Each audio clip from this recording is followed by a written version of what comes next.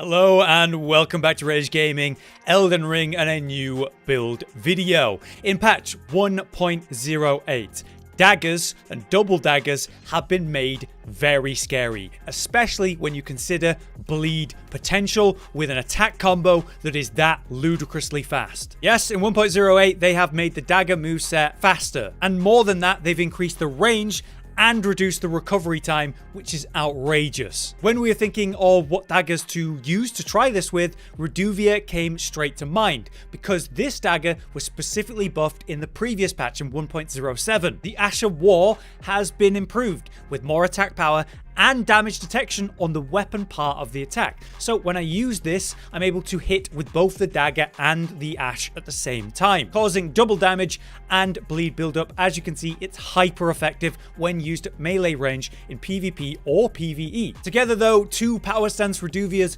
makes for a great combo thanks to their fantastic scaling on arcane for both AR and potential bleed buildup. Thanks to the buffs, your burst potential with successive attacks is stupid. So that's the concept. Let's talk about it in PvP. When it comes to PvP, I am blown away by how insanely effective power stance bleed daggers actually are in general. They're going to be incredible this patch. You shouldn't sleep on them. The outrageous threat of the amount of attacks you can get off now because of the improved speed at which you do the whole thing. It leads to a lot of damage and of course many bleed procs because you're attacking faster. It's fantastic. Due to the amount of attacks and the speed of them coming out, it is perhaps the best consistent roll punish when the person's rolling around you that I know of in the game at this point. So it is fantastic in duels the moment you can start swinging with your daggers. The range improvement, while subtle, I think is making a huge difference.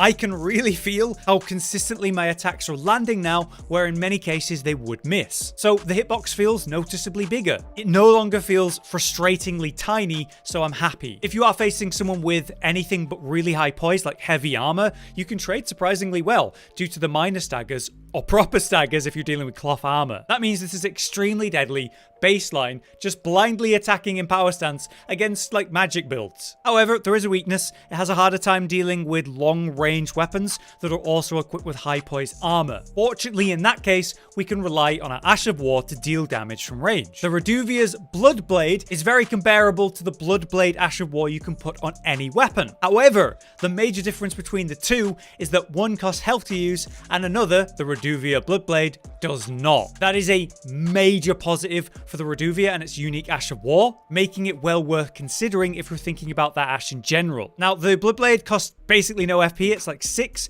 and very low stamina cost. So that allows for just basic blind spam, insanely long combos of just this Ash of War, which of course creates a lot of pressure at medium to close range. Now, you can't use it at overly long ranges, but thanks to the fast speed at which it comes out, you can still use it while running and suddenly interrupt someone, or while someone's pushing you, or after they've just done an attack, spacing them well using the Ash. The damage it deals is solid, as well of course as the bleed build-up that's going to happen. When used at point blank, that's going to hit with the dagger and the Ash at the same time, meaning double the damage and way more bleed build-up per hit. So if someone's panic rolling into you, you can really punish them with that too. Now, if you're dealing with someone who will not directly fight you, just running away, there are a lot of people who do this in Souls games. They do an attack and then run away after every attack. This works well. You can give them a pick your poison situation using our incantation, the Swarm of Flies. This slowly moves towards them, while at the same time you can pressure them with your medium range Reduvia Bloodblades, or run them down at the same time. Naturally, the best option is always going to be to take the Swarm because it was nerfed,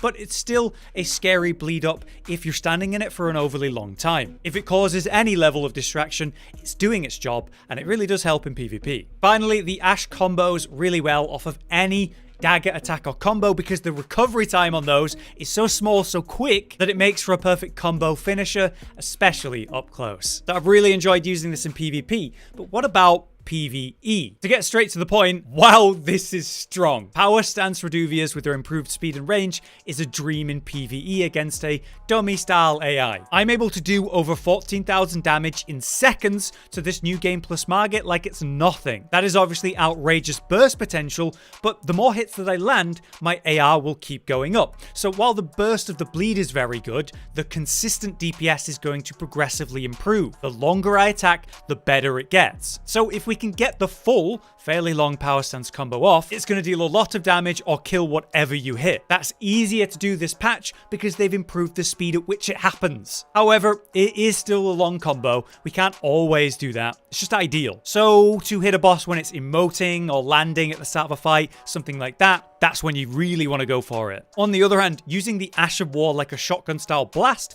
in the shorter punish windows, that works really well. We can use it while the enemy is at medium range or during an animation where we want to back up. If not, just the shorter punish windows when close. Of course, in this build, the sooner we land any bleed, our White Mask and Talisman are going to activate. That's going to give us more AR, so we want to achieve that however we can, whatever the situation is, as soon as we can. Overall, this makes for a nice mix of melee combos during longer punish windows, and the Ash otherwise. A comparison to the Bloodblade and Bloody Slash based build I did last patch, this build costing no HP to run by comparison is phenomenal in longer boss fights. To explain the build then, we're going to get to the chase pretty quick on this one. We of course have the two Reduvias in both hands, and the Dragon Communion seal as our arcane scale based seal. Importantly, we have the White Mask for, of course, its usual benefit. When a bleed actually pops, we'll raise our attack power. The rest of the armor is purely fashion. You just want to make sure you've got the most poise you can get away with at your current endurance. For talismans, we have the Shard of Alexander to improve the Ash of War. We have the two successive attack talismans,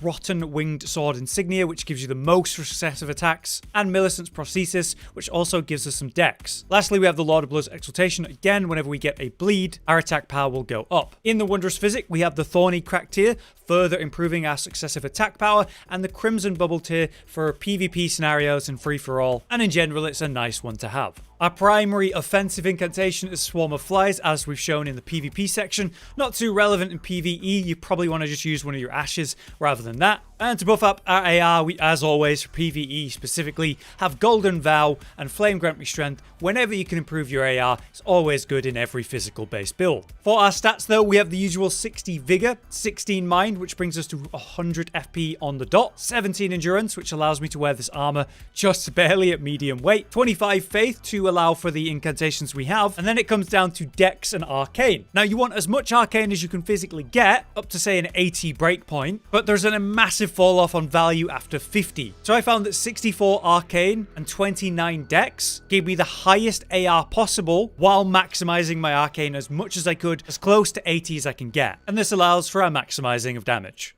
But there you have it. That is our Reduvia and Dagger build for 1.08. What do you think?